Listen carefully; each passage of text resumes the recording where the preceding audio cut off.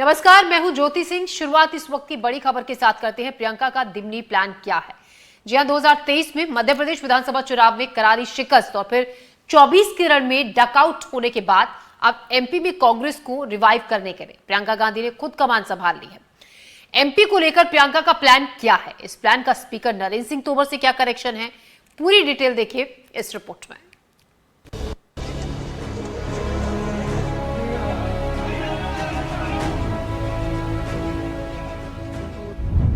तोमर की सीट पर क्यों है प्रियंका की नजर?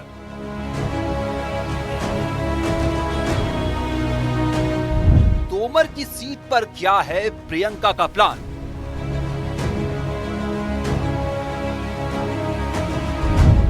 दिमनी प्रियंका की टॉप प्रायोरिटी में क्यों है?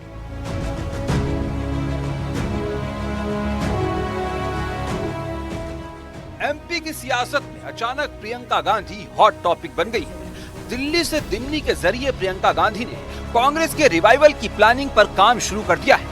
प्रियंका गांधी का ये रिवाइवल प्रोजेक्ट क्या है, पहले इसे जानिए।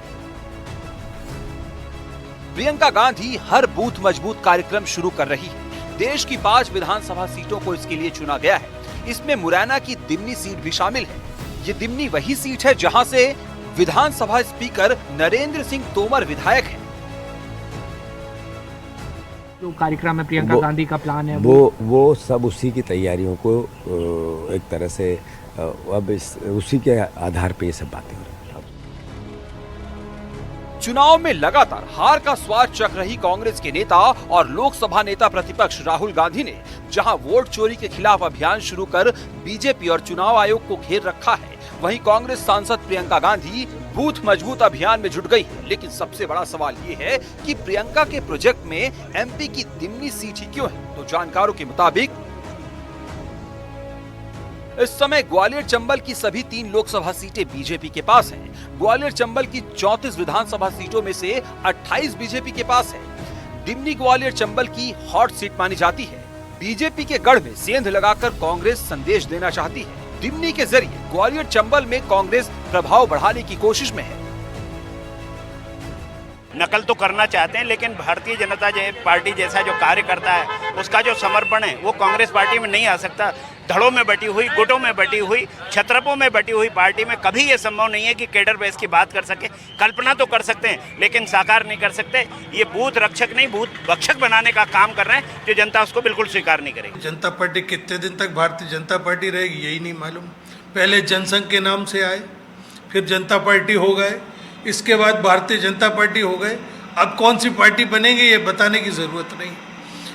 हमने उपचुनावों से ही बूथ रक्षक अभियान शुरू कर दिया था।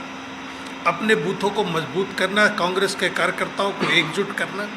उसका परिणाम आपने देखा कि छिंदवाड़ा की अमरवाड़ा सीट पर 20 राउंड कांग्रेस जीती और 21वें राउंड में टेबल पे कांग्रेस हार गई। बुधनी में आपने देखा इसी प्रोग्राम की बदौलत 1.5 लाख वोटों की जीत कांग्रेस ने 13,000 पर लाकर समेट दी।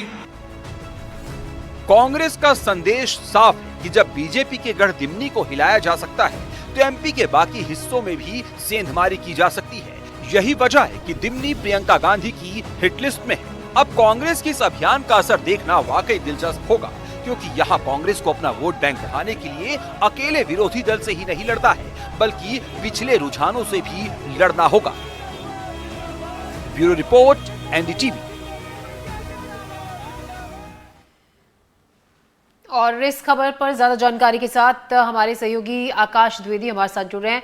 आकाश, जिस तरीके से कांग्रेस से दिमनी सीट को चुना है, दिमनी जो कि बीजेपी का मजबूत गढ़ माना जाता है, साफ है यहां से बहुत पक्की रणनीति आगे के लिए कांग्रेस की तरफ से बनाई गई है।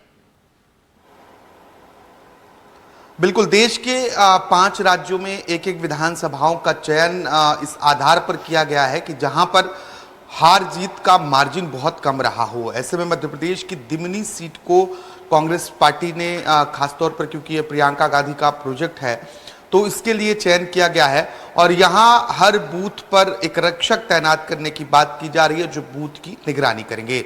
दरअसल अगर हम मुरैना श्योपुर की लोकसभा सीट की बात करें तो इसमें जितनी विधानसभाएं हैं उनमें बड़ा मिक्सअप देखने को मिलता है। कुछ सीटें कांग्रेस पार्टी की हैं, कुछ सीटें भारतीय जनता पार्टी के पास हैं, और जो सीटें भारतीय जनता पार्टी के पास हैं उनमें से एक सीट दिमनी भी है, सबलगढ़ भी है।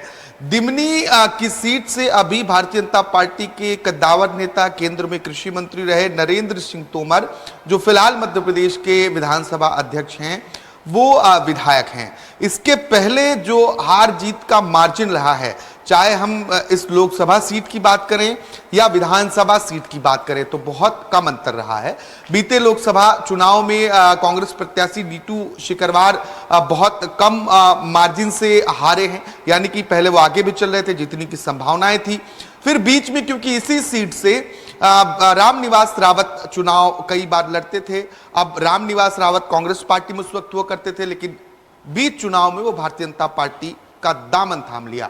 अब इस बार नरेंद्र सिंह तोमर ने चुनाव लड़ा तो वो जीते। इसके पहले कांग्रेस कैंडिडेट भी इस सीट पर जीतते रहे हैं, बसपा के कैंडिडेट्स का भी कब्जा रहा है। लेकिन कांग्रेस पार्टी के लिए महत्वपूर्ण यह है कि जो हार जीत का अंतर है, अगर वो कम है तो हम उस गैप को भर सकते हैं, और यही वजह है कि कांग्रेस उन सीटों का उदाहरण देती है जहां बड़ा मार्जिन कभी हुआ करता था, अब जाकर वो छोटा हुआ है। खासतौर पर अगर हम बुधनी सीट की बात करें, जहां पर शिवराज सिंह चौहान पहले विधानसभा का चुनाव लड़ते थे, क्योंकि अब वो सांसद हैं तो ऐसे में उन्हें वो सीट छोड़नी पड़ी।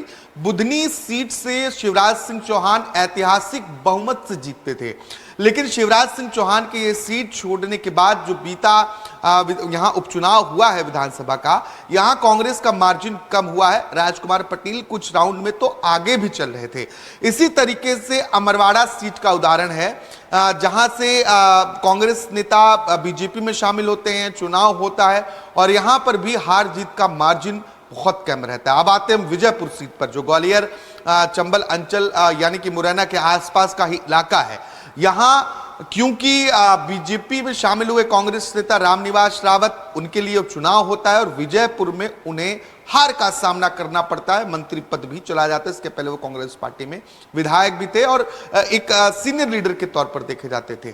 तो कांग्रेस ने वो मार्जिन वहां कम करने की कोशिश की, वहां जीत हासिल हुई, लेकिन नतीजे ओवरऑल हम बात करें तो कांग्रेस के पक्ष में नहीं रहे, और करारी हार जिसे कहते हैं वो बीते विधानसभा चुनाव में देखने को मिली। और लोकसभा चुनाव में जहां कांग्रेस पार्टी के पास एक सीट छिंदवाड़ा की होती थी, वो भी छिन गया। विवेक साहू बंटी यहां से बीजेपी के सांसद बनते हैं लंबे वक्त बाद, क्योंकि छिंदवाड़ा कमलनाथ का गढ़ भी कहा जाता है, ऐसे में यह सीट पता करना बीजेपी के लिए एक बड़ी उपलब्धि थी। अब क्योंकि आने वाले समय में निकाय चुनाव है, इसके बाद विधानसभा चुनाव है, फिर लोकसभा चुनाव है, तो कांग्रेस पार्टी अभी से अपनी राजनीतिक जमीन मजबूत करने की कोशिश कर रही है, ताकि जो नतीजे 23 में और 24 में रिपीट हुए हैं, उन नतीजों को आगे न रिपीट होने दिया जाए। खासतौर पर 2018 के चुनाव में जहां कांग्रेस पार्टी सरकार में आती है, लेकिन सिंधिया ने पार्टी का दामन छोड़ा तो सरकार गिर गई। अब 23 में माहौल जरूर कांग्रेस पार्टी ने बनाया, लेकिन लाडली बहना जैसी योजनाएं जो हैं वो सरकार के लिए संजीवनी की तरह साबित हुई, और ऐसे नतीजे भारतीय जनता पार्टी के आए जिसे ऐतिहासिक बहुमत कहा गया। अब उसे कांग्रेस पार्टी रिपीट नहीं करना चाहती, इसलिए लगातार जो कांग्रेस पार्टी का केंद्रीय नेतृत्व वोट चोरी अभियान चला रहा है, उस वोट चोरी अभियान को ध्यान में रखते हुए ये बात भी कही जा रही है कि हम हर बूथ पर एक बूथ कमेटी बनाएंगे, जो नाम नए वोटर लिस्ट में जोड़े जाने हैं या जो पुराने नाम कट रहे हैं उसकी बकायदा निगरानी की जाएगी। कई नेता ये आरोप लगा चुके हैं, उनकी विधानसभाओं में अचानक से लाखों नाम जुड़ गए। इसमें जीतू पटवारी भी हैं, आरिफ मसूद भी हैं। कई विधायकों ने ऐसे आरोप बीते चुनाव को लेकर अब लगाना शुरू कर रहे हैं। तो जो ये बूथ रक्षक का अभियान है, ये भी एक तरीके से बूथ को मजबूत करने वाला अभियान है, लेकिन ये मजबूत बूथ कितना होगा ये बहुत महत्वपूर्ण है, क्योंकि इसके पहले के चुनावों में यूथ कांग्रेस ने एक अभियान चलाया था, एक बूथ 5 यूथ, यानी कि 5 यूथ एक बूथ पर रहेंगे और बूथ की कड़ी निगरानी की जाएगी, क्योंकि वोटिंग के समय बूथ सबसे महत्वपूर्ण माना जाता है। लेकिन वो अभियान बहुत ज्यादा असरदायी नहीं दिखा, और इसी बात को लेकर भारतीय जनता पार्टी तंज कसती है कि कांग्रेस कार्डर बेस्ड पार्टी बनने की कोशिश जरूर करती है, लेकिन बीजेपी जैसा कार्यकर्ता कांग्रेस पार्टी में नहीं है। अब बीजेपी का आरोप यह भी है, ये बूथ रक्षक नहीं बल्कि बूथ भक्षक खड़ा कर रहे हैं और बूथ पर कब्जा करना चाहते हैं। खास तौर पर अगर ग्वालियर चंबल अंचल की हम राजनीति की बात करें, यहां वोटिंग के पिछले समयों को अगर हम याद करें तो कई बार बड़े पैमाने पर वोटिंग के दौरान विवाद की स्थिति बनती है, फायरिंग तक इन इलाकों में हमें देखने को मिली है। तो ऐसे में इन इलाकों में बूथ को मजबूत करना और उस बूथ पर सफलतापूर्वक मतदान हो जाए, ये चुनाव आयोग के लिए भी एक चुनौती रहती है, राजनीतिक पार्टियों के लिए भी एक चुनौती रहती है। तो ये अभियान दिमनी के साथ साथ ग्वालियर चंबल अंचल में क्या इंपैक्ट डालता है, इसके साथ ही क्या इसे कांग्रेस पार्टी प्रदेश भर में इस बूथ के मजबूतीकरण को आगे लेकर पहुंचेगी या सिर्फ दिमनी तक सीमित रह जाएंगे, क्योंकि दिमनी तक सीमित रहने से आप प्रदेश तो नहीं जीत सकते हैं, एक सीट जीतने से आपकी सरकार तो नहीं ही बनेगी। पायलट प्रोजेक्ट पर काम करके दिमनी से एक शुरुआत करने की कोशिश जरूर कह सकते हैं, इसके बाद आने वाले समय में इसे और कैसे इंप्लीमेंट किया जाता है ये देखना महत्वपूर्ण होगा। जी आकाश, जिस तरह से आप बता रहे हैं और आपने समझाया, और बिल्कुल कि दिमनी से ही अगर सिर्फ यहीं पर फोकस रहेगा, क्योंकि जीत और भी कई जगहों पर बहुत ज़्यादा ज़रूरी है, यहीं से आप यहीं पर पूरा फोकस रहेगा तो काम नहीं बनेगा। लेकिन जो मुख्य बात निकलकर सामने आई वो ये भी कि कम मार्जिन वाली सीटों पर ज़्यादा फोकस से शुरुआत की गई है, ताकि आगे आने वाले परिणामों में असर ये डाले, कम मार्जिन जहां पर रहा। और इसके अलावा जो आप बता रहे हैं कि जहां पर बहुत ज़्यादा वोटर जुड़े हैं या घटे हैं, इस पर भी बहुत खास तौर से निगरानी करीब से रखी जाएगी।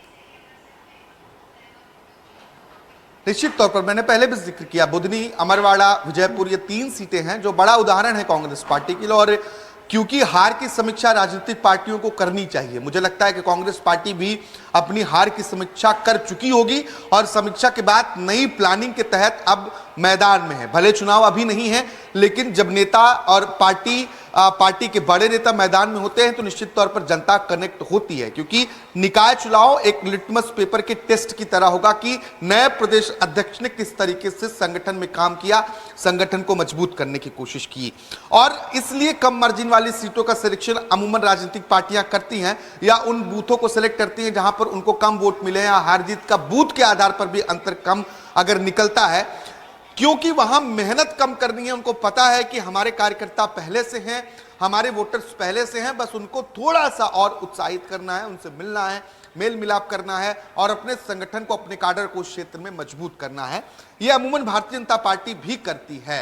इसलिए भी ये कांग्रेस पार्टी के लिए मध्य प्रदेश में चुनौती हो जाती है, क्योंकि संगठनात्मक ढांचा कांग्रेस की तुलना में बीजेपी ने बहुत मजबूती से खड़ा किया है। और इसका नतीजा हमने बीते चुनावों में देखा, चाहे वो निकाय चुनाव रहे हों या फिर विधानसभा चुनाव या लोकसभा चुनाव। अब सबसे नजदीकी चुनाव अगर अभी हम फिलहाल की बात करें तो निकाय और पंचायत चुनाव ही हैं। पंचायत चुनाव भले दलगत नहीं होते हैं, लेकिन इनके समर्थक, पार्टियों के समर्थक चुनाव लड़ते हैं। इससे बहुत हद तक पार्टियों को अनुमान लग जाता है कि उनका किस तरीके का वोट बैंक है और उसी आधार पर आगे के चुनावों की तैयारी होती है। जी आकाश, जी आकाश, बहुत शुक्रिया आपका जानकारी के लिए। हमारे सहयोगी आकाश हमें जानकारी दे रहे थे।